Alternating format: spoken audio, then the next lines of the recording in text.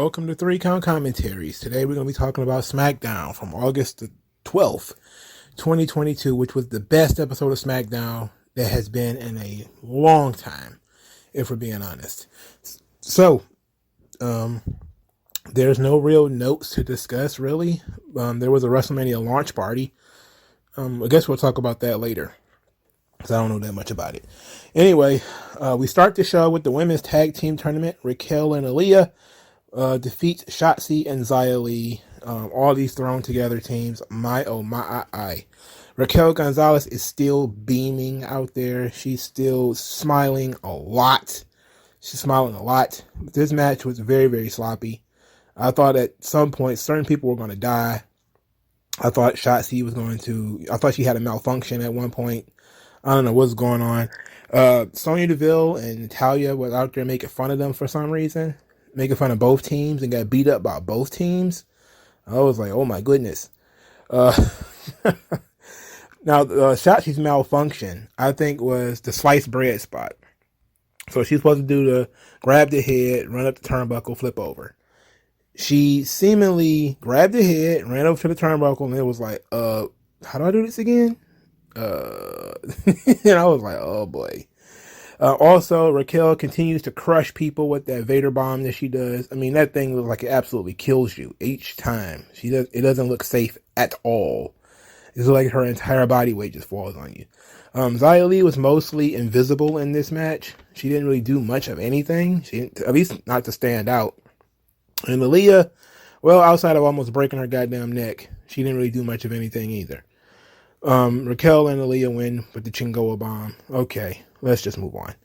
Karrion Kross, he had a promo. He said, from the midst of chaos, opportunities presents themselves in a rebirth of a darkened soul.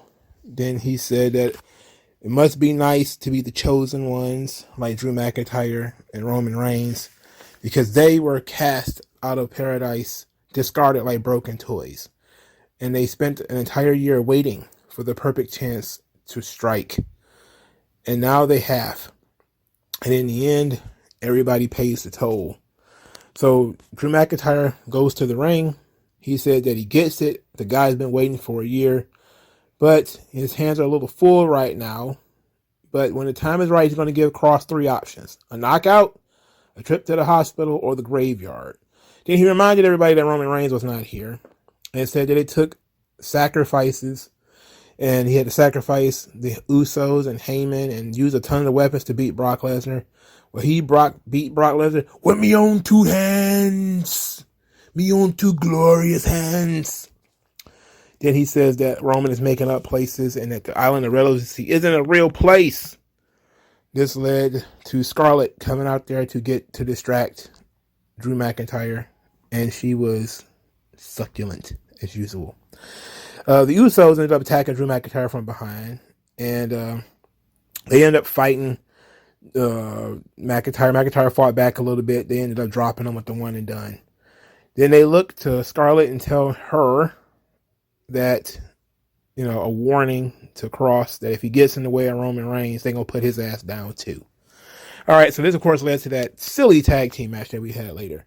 But let's talk about this thing right now. Kross cuts an amazing promo, a very good promo where he, compares himself and Scarlett to Adam and Eve. Adam and Eve is, cast from paradise.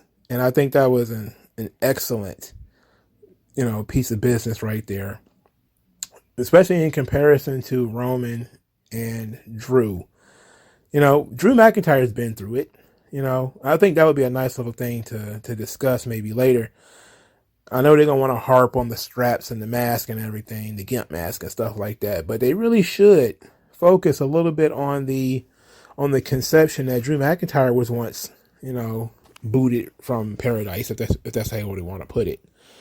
But I liked that, that sort of thing kind of pissed Kross off, that he was so close and it didn't quite work out, and that he's been plotting in the shadows this opportunity to get back in the conversation.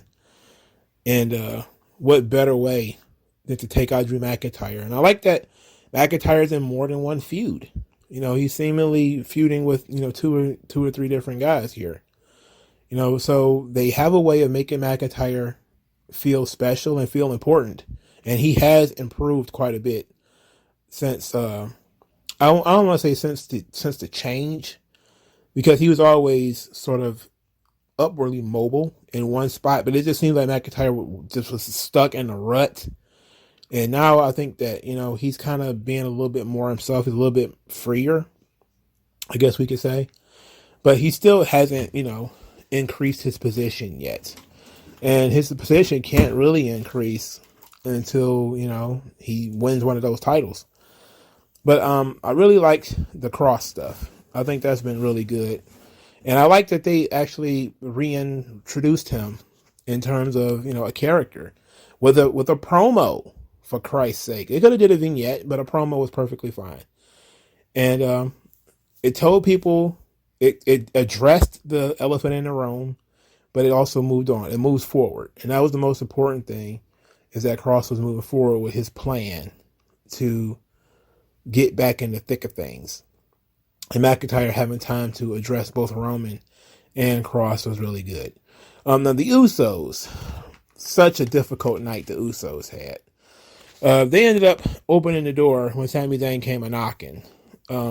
He said that the Usos were right last week, and then they got attacked by Drew McIntyre. He beat up all of them, all three of them. I was just kind of like, what the hell? Oh, all right then. Later, the Usos went and found Sami Zayn. They called him a track star because he ran away. So, Sami Zayn,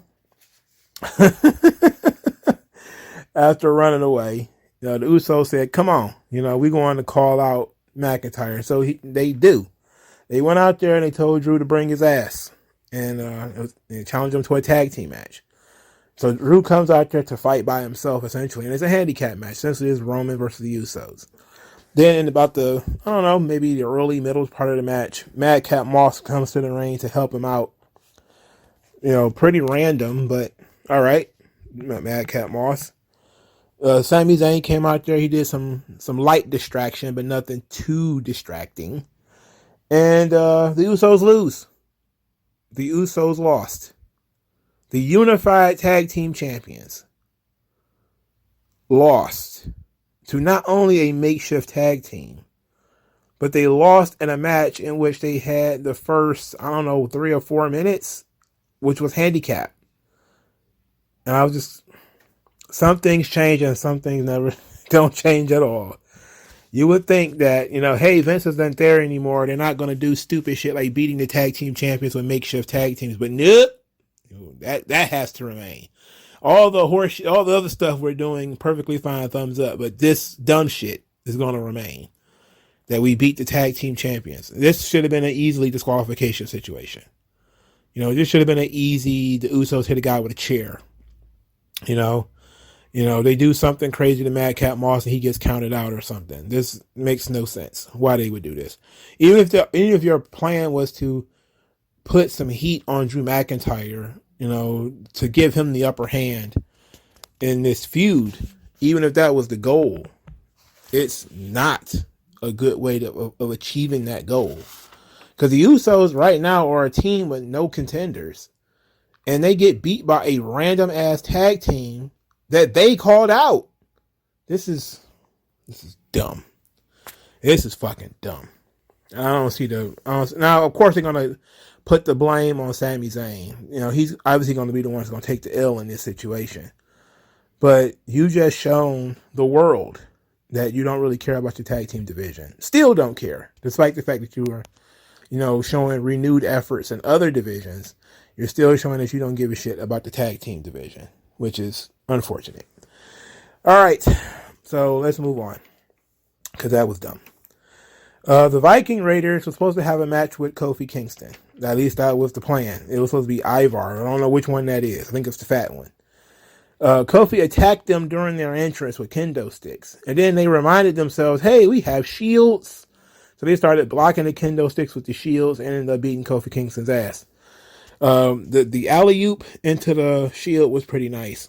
But I really liked the splash off the barricade. Oh boy. He jumped off the barricade. I think it was a fat one. I think his name is Ivar.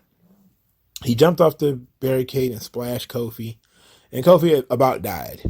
And it looked cool. It was short to the point. The match was canceled because Kofi got squashed. And they're going to have a New Day funeral next week, which I'm guessing is the Viking funerals the ones? No, that's the Greek funeral. They put the coins on the eyes. Like, what are they going to do to the New Day? Or are we going to have a New Day resurrection next week? You know, Xavier Woods and Kofi Kingston come back. Hopefully it's a new version of the New Day with a new name or something like that. But how much you want to bet they don't? They probably should do that, but they likely won't. And that's really, really, really unfortunate. It's actually quite stupid, but you know, it is what it is. We're living in the wildest timeline of all, man. Very weird timeline. All right, 2 job guys are in the ring. I was like, okay, what's going on with this? Pat McAfee was talking effusively about these 2 job guys and about how this was their dream and they're finally going to get an opportunity. He's even got the brain scan, which is the old Bobby the Brain Heenan. Taz had it for a little while where you can draw on the screen. It's pretty sweet. I'm surprised that he went away from it. It's very cool. I think Jerry Lawler had it for a little while too, if I remember correctly. So this is where we got Hit Row. Their return, B-Fab, Top Dollar, and Ashanti Theodonis. Of course, they won the match. The crowd gave a good reaction to Hit Row. They got a much better reaction this time than when they debuted the first time. I mean, when they debuted the first time, boy, oh boy, you could have heard a mouse fart in that arena. It was so bad. But this time, they actually got a pretty good reaction. B-Fab is the manager. Apparently she's not going to wrestle anymore, so that's fine. Top Dollar still has chicken legs. I don't understand why he's built like Foghorn Leghorn, but you know, it is what it is. And Ashanti Theodonis is Ashanti Theodonis. It's very cool. So they cut a promo. They do a little rap introduction afterwards. It's almost exactly the same. You know, they call me B-Fab because I B-Fab. You know, the Ashanti Theodonis is a fashion guy. And Top Dollar, who hotter than Top Dollar? Nada. And that was kind of it.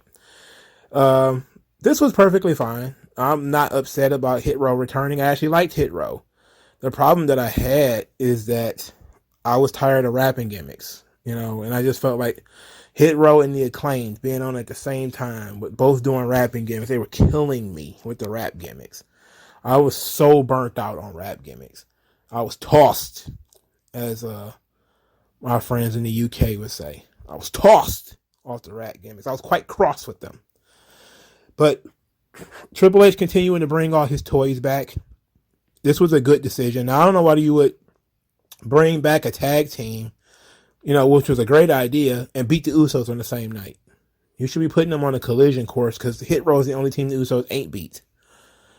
In any event, Swerve obviously is not in the group. I read quite a few interviews that, you know, Hit Row as a concept was Top Dollar's idea anyway.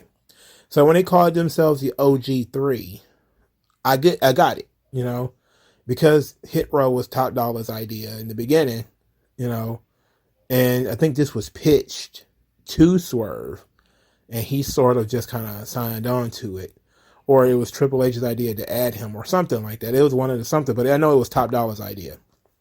And, you know, it was also pretty cool considering, you know, the reason why Top Dollar and Swerve and all these guys got fired anyway is because they took up for B-Fab. And they, you know, said, hey, her getting released wasn't cool. They didn't like that. They thought she could play a decent role in the company, which, without knowing what her chops are in terms of managing, we knew she wasn't a good wrestler because we saw that match with Elektra Lopez, and it was one of the worst matches. It was the shits. But we don't know where her abilities are in terms of being a manager. She wasn't given much time. I think they was fired within a month of coming up from NXT. So it wasn't like she was even given an opportunity to spread her wings.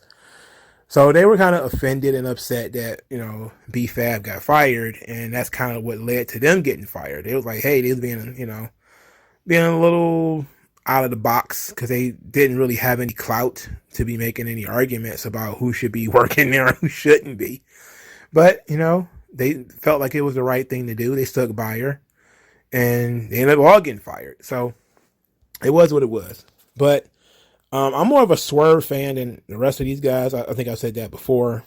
Not too upset that he's gone. He wasn't too upset that he was gone. He's actually seemed to be glad they were back. I know a lot of people were tweeting at him how he should feel about this. And it's like, well, he's in AEW, probably making a little bit more money than he was making in NXT. And he's a tag team champion in AEW. Whether he should be or not is up for debate, but he is. So he's doing okay for himself.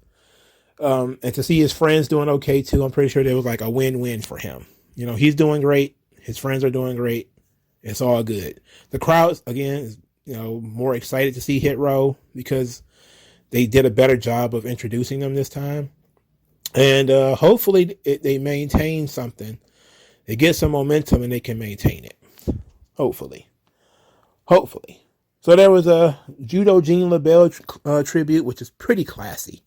And if you don't know who Judo Gene LeBell is, please go on Twitter and put his name in. There's been people telling tons of stories about him. Like about the time he choked out Steven Seagal and made him shit himself, which was absolutely hilarious. My favorite Gene LeBell story, of course, is him making making Steven Seagal shit himself. That was fantastic. That was great. The guy was in his 80s, so clearly it was fun. I saw a great Gene LeBell quote too on the internet. He said, I forget who he was talking to. I wish I could bring it up. As a matter of fact, I will, because I don't want to make a mess of this. I want people to really kind of get it. All right, so Gene LeBell said, quote, "I won every REAL fight I ever had and was penniless. I lost every REEL fight I ever had and made millions. And I'm retiring comfortably." Says a lot about the plight of legitimate sports. And he didn't just, was involved with pro wrestling. He also did movies. So that's why he used REEL, fights on reel. Because he was a fight coordinator. He also was an actor. And he was often used, in fight scenes and stuff like that.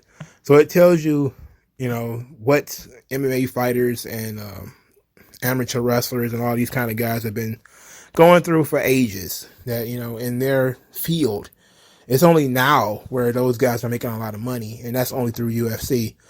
I guess, I don't know if Bellator is making people millionaires or not. I don't know. But UFC is, at least. Despite the fact that all the sports reporters have it out for UFC. And how they choose to pay their athletes.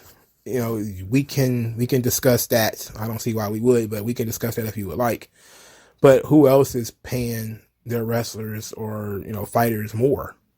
Even if they're paying a higher percentage, they make less money. So what difference do it make, really? But it's not until recent years that guys really started making any real money in MMA to begin with. So, I'm glad that, guys don't have to do what Gene LeBell had to do, which is, kind of swallow their pride and go into pro wrestling. You can still do that if you're an MMA fighter and you're kind of washed, though. Then, going into pro wrestling is probably for the best, So if you're a Tom Lawler or a Ronda Rousey, your life isn't over because you have hit your physical limit in your competitive sport. You can always do pro wrestling. And there's been a score of UFC fighters who have come out and said they want to do WWE specifically when they get done in UFC. And I'm pretty sure we're going to see a lot more of these Gene LeBell types coming in. All right, we can segue perfectly from Gene LeBell to Ronda Rousey, who he actually helped train her. So that was pretty cool. So Ronda Rousey comes in, and I don't know what they're doing with Ronda Rousey's makeup, but they're doing it, and they're doing a lot of it. It's a lot of a lot. That's one of my favorite YouTubers say. Anyway, she comes in through the crowd. She dumps a bunch of money on a desk and said that, being the baddest isn't cheap, but she can afford it. So she doubled her fine because it's not going to be the first time she attacks security and a referee, and she's going to do it again. And then security shows up and she says, "Well, I was about to leave on my own, but now you guys think you can make me." So she goes out there to confront security. And she grabs one guy and she kind of slings him to the floor. And, they escort her to the back. And as she's coming out, she's leaving rather, Shayna Baszler comes out and then tells Ronda that she needs to play by the rules in order to get what she wants. This is how you get what you want. And I'm just to be quite honest, I had the stank face. I was like, what? What is this Ronda? What is this shit? What is Shayna Baszler out here trying to be the voice of reason with Ronda Rousey? But of course I had to remember that, Ronda Rousey and Shayna, not just that they're friends, but Shayna is the one who understands pro wrestling. And she's been the one through their, I guess you could say, storyline that they were pushing just between the two of them, where, Shayna was training her for matches and stuff like that. Shayna was sort of the voice of reason. It was sort of the one teaching her different stuff and helping her. So that's just an extension of that. Of course, it doesn't really do Shayna Baszler's on-screen character much good, because she's supposed to be like the epitome of a badass. And now she's like, oh, Ronda, you need to play by the rules. What are you doing? So Ronda looks at her and tells her, you used to be a killer. And Shayna's like, oh, what do you mean? What do you mean I used to be a killer? So she goes out there and she cuts this promo in which she says that she beat the entire locker room and Liz just happens to be the last one left. She's got a nice shiny target in that cast on her arm, and that she's going to tear Liv apart limb by limb. Not limb from limb, but limb by limb, which feels like better English. It feels like it makes more sense. But what I liked about this promo specifically is that it had more confidence to it. You could tell she was probably speaking without having, been shackled so much. So Liv, of course, comes out there. She says that Shayna is a bootleg Ronda Rousey. I was like, oh, head in hand. Then she said that she's not going to lose because she beat the real deal twice. So she signed the contract. Both of them had now firmly affixed their signatures to this contract. And then Shayna Baszler does what she, of course, was going to do anyway. And she attacked Liv Morgan and started attacking her arm. Now, before we get into the beatdown, there was a lot of "you tapped out" chants aimed at Liv. Not so many boos, but definitely a "you tapped out" chant aimed at Liv. And so when they started at the fight scene and Shayna grabs the arm, no matter how much screaming Liv is doing, people are cheering. And they like badass Shayna Baszler. So that's a good thing. Good. I can support that. Despite the fact that I wasn't thrilled about this whole Shayna Baszler push in the first place, at least it is, it's becoming quite effective. I still don't know how they're going to get the crowd back behind Liv, but they're going to have to work hard at it. So Shayna does her own thing when she bends the arm. She bent it very slowly. Nobody came out there to stop this, by the way. So it was just kind of like free range, do whatever you want. And she bent the arm and then she stomped it. Liv cried and whined, and it was crazy. So instead of leaving with the heat, they decided to continue the fight scene. And Liv ended up doing, well, not quite Spike Dudley's acid drop. I forgot who used to do that move. I think Rey Mysterio used to do it, where the bulldog off the turnbuckle. And she did it through the table. And of course, there was still money on the table after Ronda Rousey had dumped all that money on it. And that was pretty wild.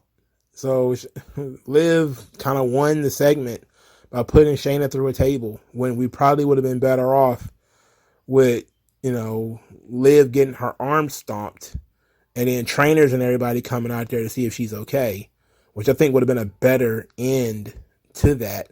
Again, you want to position Liv as an underdog because that's her role.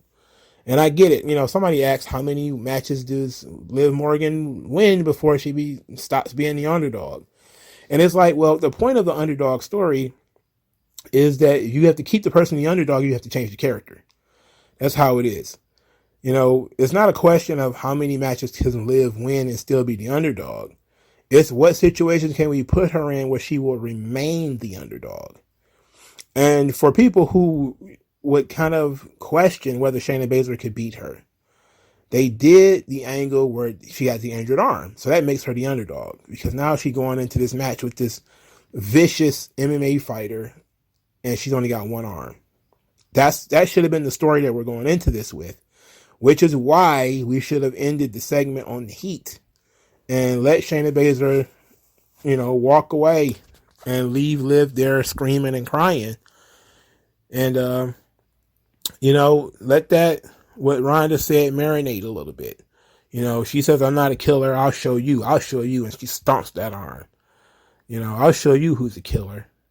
Put her on an arm bar or something like that. But by having her put Shayna through a table, I was like, I don't know about that one. I don't know if I was a fan of that. I think we should always go for heat. Or as much of it as we possibly can get. You're not going to be able to get a lot of it all the time, but for Christ's sake, you should be able to get some, right? You should be able to get some.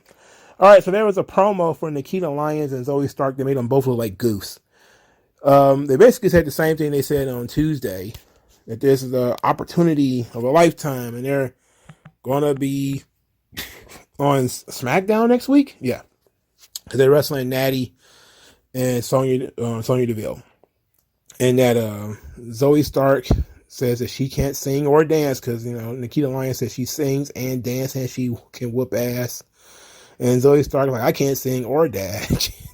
I'm like, oh, God. Then what do you have in common? What's the issue here? It didn't make them look cool enough for me.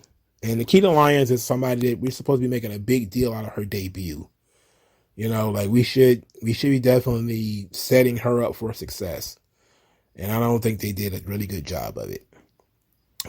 For starters, teaming her up with a 72-year-old Zoe Stark is not going to, get anybody's spurs jingling and jangling. I can tell you that much.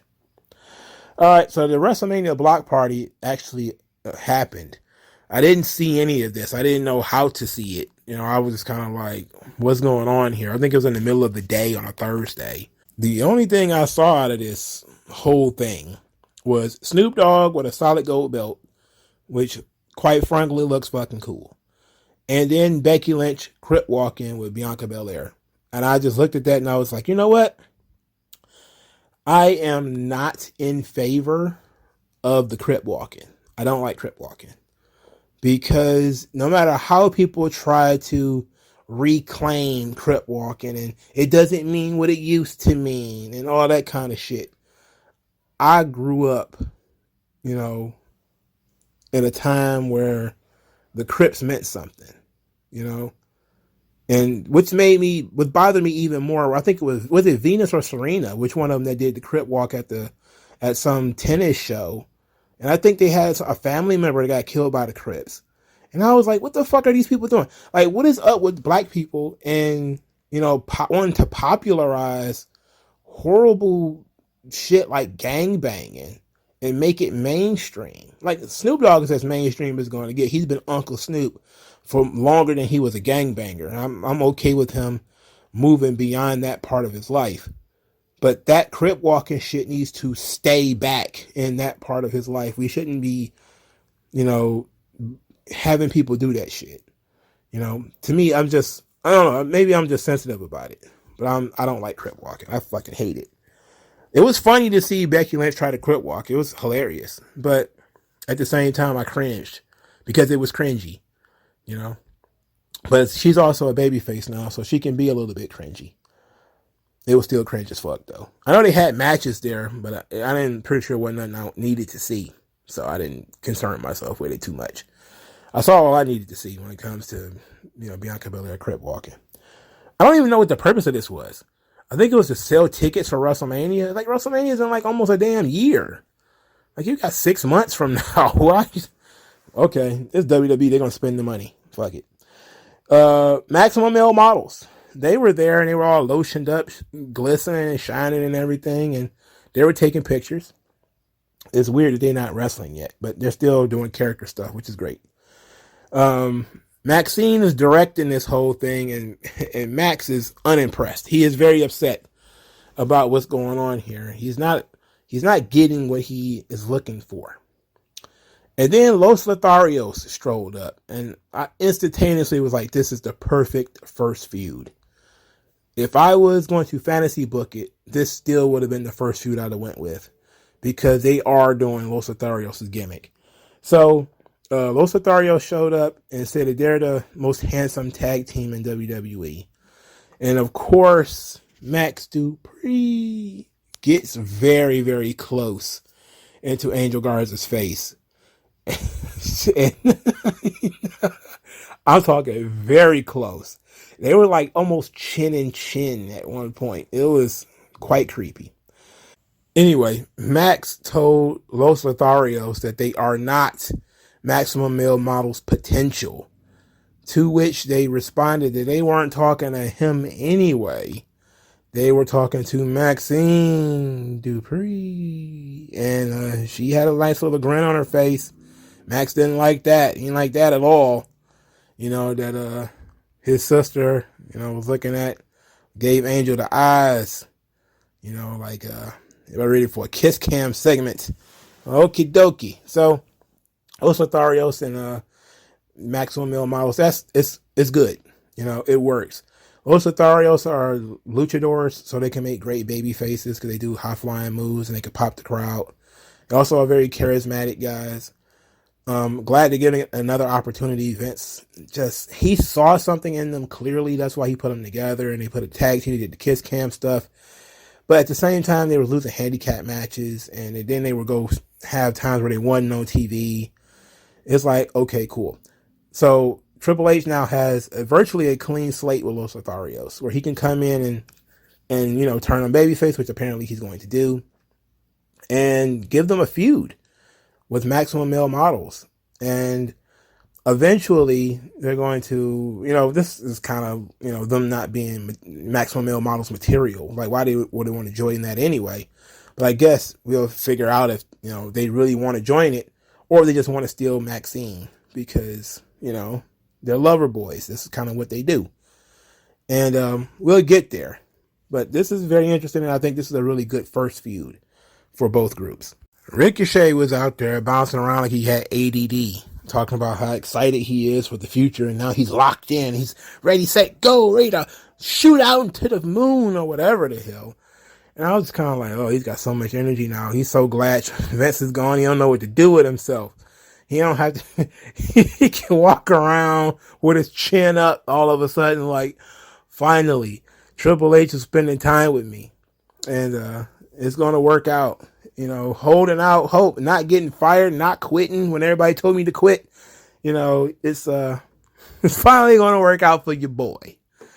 So he's talking about, of course, challenging for the Intercontinental Championship. He wants to be the next contender. He gets attacked from behind by Baron Corbin.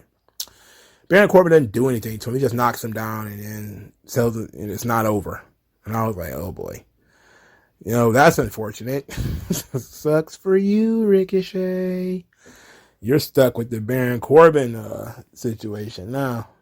His feuds always go too long. Always go too long. There's never a Corbin feud when I was like, you know what? They could have used more time. They could have used more space. I never get to that point with Baron Corbin. Never. Never, ever, ever. All right, so the main event, Intercontinental Championship, Shinsuke Nakamura versus Gunther. Let me tell you something, dog. The Intercontinental Championship vignette got my spurs jingling and jangling. I was hyped for this match as they went through the Intercontinental Championship vignette. I loved that thing. It was amazing. What was even more amazing is that they gave the Intercontinental Championship an identity immediately. It's not just the Workmen's Championship, which is something we've been saying for a long time. They've been saying that for 30 years.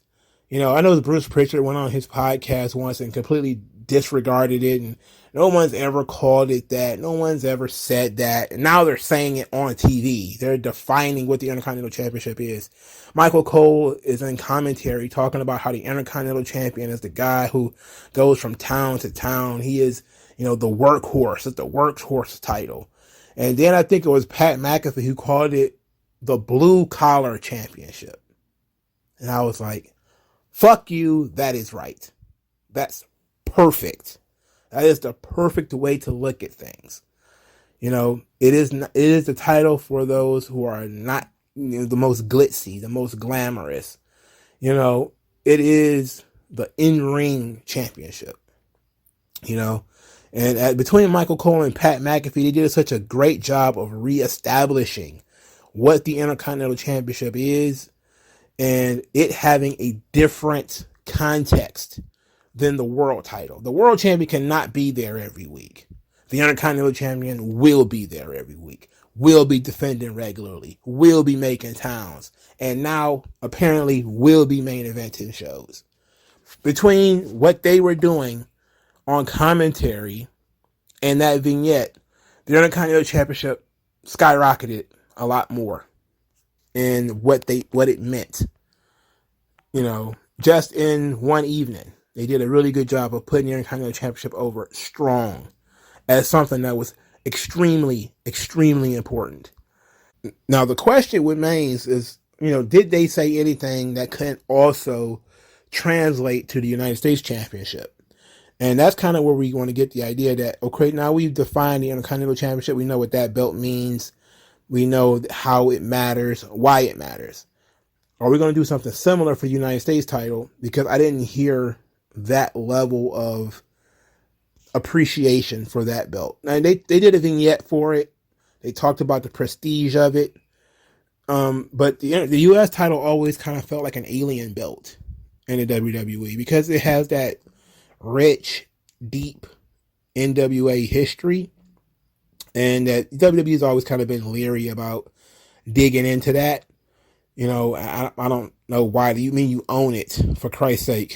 Like that's the weird thing. Like you own it for the love of Pete. It's not like you recognize in some other promotion that still exists. It's like, these promotions don't exist anymore. It's not just they were competitors 40 years ago, Vince. So it was nice for them to talk about the history, the historic United States Championship. And I respect that. But they made the Intercontinental Championship feel so much bigger. I give them A+ marks on making both titles feel special. But they really did the most for the Intercontinental title because that vignette was tremendous. I may even find it online and download it. That's how much I love it. It's fantastic. So earlier in the night, both guys are getting some preparation in. And they both give pretty simple promos, pretty simple messages, nothing too long. Nakamura just says, "Gah!" And Gunther says that he's going to make Nakamura suffer at the hands of the Ring of Dial. And then they go out there and they have an absolute banger of a match where Gunther turns Nakamura's chest maroon. Not pink, not red, but like some crazy maroon color. And I'm talking like the chops they sound awful. It's like a kid's getting beat with a ruler or something. Like somebody going at you with a sandal or something like that, or a house shoe. It just sounds, crazy in the ring. I did appreciate the camera angles in this match, especially on Nakamura's running German suplex. I definitely appreciate that camera angle. That was pretty sweet, The in-ring introductions, I forgot to mention this. The presentation, the in-ring introductions should always exist for the main event, especially if it's a championship match. In fact, every championship match should have in-ring introductions. That has such a big match feel to it. It makes everything feel special. Not only did they build this up throughout the night with the vignettes and the promos and the commentary focused on this, it kept reminding people that this match is going to be in the main event. But then they did the in-ring promo. They need to bring back, heights and weights and all that kind of stuff. They kind of skimping on that. WWE needs to get back to, announcing how much people weigh. I don't think they announced how much they weighed tonight. I'm not sure if they did. They almost never do. But they need to get back to that. If it's a main event, announce people's weights, announce them in the ring, not, trying to yell over their theme music. If it's a main event, do it in the ring. Make it feel like a big match, titles on the line, everybody's going to care. Even if it's not the main event. If it's a championship match, we should probably do in-ring introductions. It's just, make it a ritual, get people excited for it. The match itself was very good. It wasn't very long. They started talking about the main event at like 9:25. So they gave you the idea that there was going to be wrestling for 30 minutes. I think by the time they did all the promos and other stuff that they were doing, the match didn't start till like 9:40, maybe. So maybe about 15 minutes of stupid shit, in between when they said next and then when the match actually happened. I think it was a good 15 minutes. But the match itself was about 15 minutes. And it was very good. Gunther wins with the power bomb. Hard-hitting match. People are excited about Nakamura and Gunther again. A lot of people who had written Nakamura off are excited that he's still there. They're like, oh, yes, he had a great match again. Awesome. Like, they didn't think he was possible. And I think I've said Nakamura has some really good matches. I don't think it's a regular thing. Because I think he kind of, tones it down.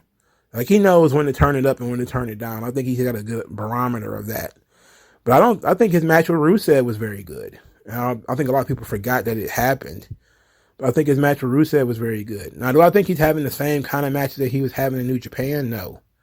He's a little bit older now. But I still think he's been having some good matches. And I think this one, was one that he needed to have. He needs to have this one because this is, hey, the sort of chains are off. We're expecting NXT Nakamura back, even though that was 6 years ago. Like, bruh, that was a long time ago. That was before he found his love of surfing, I think.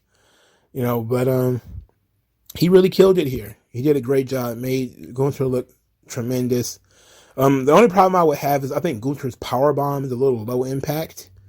Because his powerbomb is kind of up and roll you down instead of, powerbomb. I'm talking Sid Vicious powerbomb. That's what I want to see.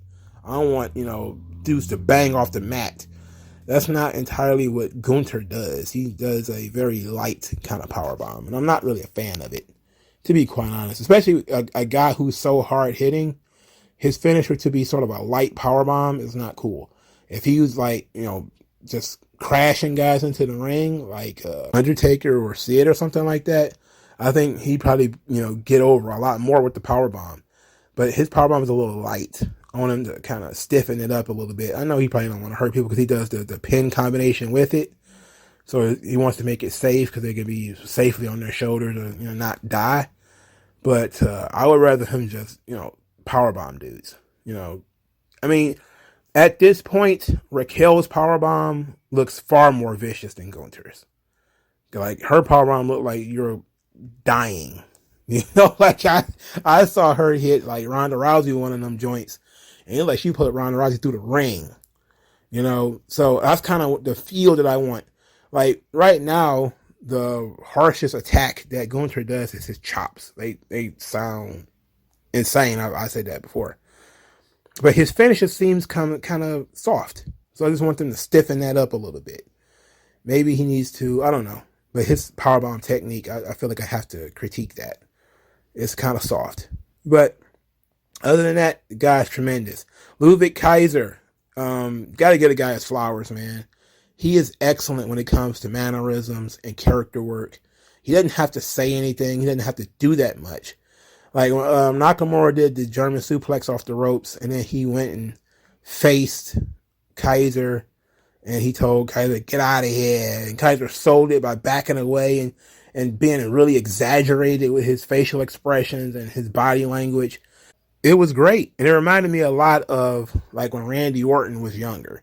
And you would see how Randy Orton would, it was different in terms of, Kaiser's a different character, so his mannerisms are a little bit more distinguished and, aristocratic, where he's like disgusted, like, ugh, but the exaggerated way he moves his body reminds me a lot of Randy Orton and how Randy Orton used to overreact to everything, back when I think he was probably Sky High Orton at the time. But that's kind of how Kaiser reminds me of it. And I think he's going to be really good. When it's his turn to get to run with the ball, I think we're going to be very surprised. I won't be because I'm talking about it right now. But I think people are going to be very surprised at how good he really is. Like right now, everybody's watching Gunther. Everybody loves that guy because he has badass matches. But I think Kaiser, when he really gets started, especially if he gets a heel run as a sort of aristocratic heel where he could wear a suit or something like that. And man, I just see so much money in Kaiser as a character of being that sort of really snotty upper crust heel. I just see so much with him because he's so perfect at it. He's so good at that shit. And that's the kind of stuff that I wish other wrestlers paid attention to, because he isn't saying anything. And he's been going out there stealing the show, from Gunther, because Gunther's a machine at this point. He doesn't really work that much in his facial expressions. He sells very well. Like, he sold his arm bars and stuff like that really well in this match. But his character is this Stalin, emotionless tyrant. He doesn't have the range of personality that Kaiser has. Kaiser can do everything. Like from the first match when he was doing the orchestra stuff with outside the ring, and it was just great shit. Like, he is going out there adding so much to this presentation, not just in doing entrances and being the foil for Gunther's aggression, but through his body language and character work. He is tremendous. I cannot say enough, and people need to pay more attention to him. And if all goes well, that dude is going to also be a main event guy. If everything goes well, he should be in the main event when they eventually separate. Because, assuming, of course, he gets the right vehicle and everything. I don't want to over talk it too much. But assuming everything goes well, I don't see why he wouldn't be a main event guy. He's tremendous. He's a good wrestler. He's got good personality, good body language, facial expressions, all that kind of stuff is excellent. So it was a great package. I even like after the match, Nakamura was disgusted at Gunther and Kaiser. He kind of looked at them very rudely, like this wasn't over. So, this was very good. Now, of course, we consider and think about who the next contenders are going to be. That's a good question. Maybe they're going to do a fatal 4-way match, or it's going to be Corbin and Ricochet, Kaiser, and Nakamura, maybe. I don't know. I wouldn't do that personally, but that could be it.